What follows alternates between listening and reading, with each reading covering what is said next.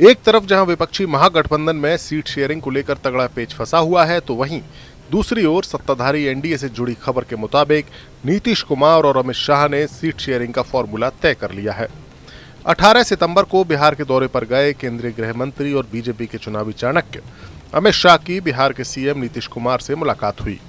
जानकारी के मुताबिक दोनों नेताओं के बीच तकरीबन 20 मिनट तक बातचीत हुई।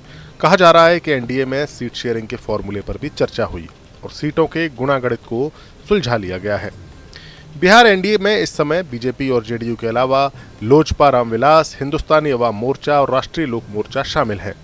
इन 5 दलों के बीच सीटों को बांटने की जिम्मेदारी जेडीयू और बीजेपी को मिलकर पूरी करनी है। सूत्रों के मुताबिक सीएम नीतीश कुमार और अमित शाह ने मिलकर सीट शेयरिंग का फॉर्मूला तैयार कर लिया है। इस फॉर्मूले के मुताबिक विधानसभा चुनाव में जेडीयू बड़े भाई की भूमिका में रहेगा और जो जानकारी मिल रही है उसके हिसाब से जेडीयू 102 से 103 सीटों पर चुनाव लड़ सकती है, तो वहीं बीजेपी 101 से 102 सीटों पर अपने कैंडिडेट उतार सकती है। चिराग पासवान की पार्टी लोजपा रामविलास को 25 से 28 सीटें मिलेंगी, तो वहीं जीतन राम मांझी की पार्टी हम को 6 से 7 सीटें और उपेंद्र कुशवाहा की रालोमो को 4 से 5 सीटें दी जा सकती हैं। हालांकि ये फॉर्मूला जितना आसान लग रहा है उतना है नहीं, क्योंकि इसमें सबसे बड़ा पेंच तो चिराग पासवान फंसा सकते हैं। जाहिर है दोनों बड़े दल सतर्कता के साथ आगे बढ़ रहे हैं।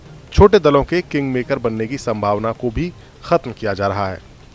चिराग पासवान, हिंदुस्तानी अवाम मोर्चा के नेता जीतन राम मांझी एवं रालोमो के नेता उपेंद्र कुशवाहा इस गठबंधन में सम्मानजनक हिस्सेदारी की मांग कर रहे हैं।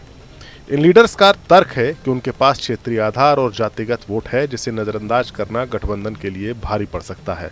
लेकिन बीजेपी जेडीयू के टॉप लीडर्स की साझा रणनीति ये सुनिश्चित करना है कि सीटों का बंटवारा ऐसा हो कि चुनाव के बाद बिहार में स्थिर सरकार बने और बाद में अनावश्यक समीकरण बनने की गुंजाइश न रहे, यानी किसी भी तीसरे दल को इतनी सीटें न मिल जाएं कि वो पाला बदलकर सरकार बदलने की हैसियत रखे।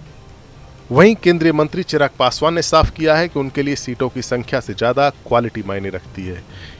चिराग ने कहा कि मुझे पता है कि कितनी सीटों पर लड़ना है, लेकिन असल मायने उन सीटों के हैं जहां मैं 100% जीतकर गठबंधन को दे सकूं।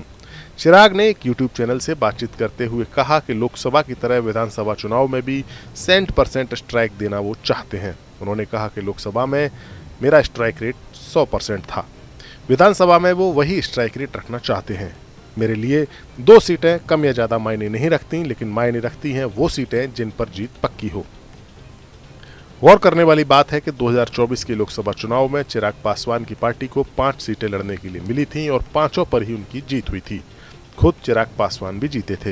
यही वजह है कि वो बार बार अपनी 100% स्ट्राइक रेट की मिसाल दे रहे हैं।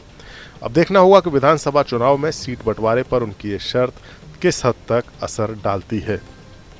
वहीं जीतन राम मांझी भी ज्यादा सीटें मांग रहे हैं। मांझी का कहना है कि उन्हें अपनी पार्टी को मान्यता दिलाने के लिए 8 सीटों पर जीत दर्ज करनी होगी, लिहाजा वो वैसी सीटें चाहते हैं जहां पर जीत सुनिश्चित हो। अब देखना होगा कि अमित शाह गठबंधन के बाकी साथियों के साथ फंसे इस पेच को कैसे सॉल्व करते हैं। Bureau report, news nation.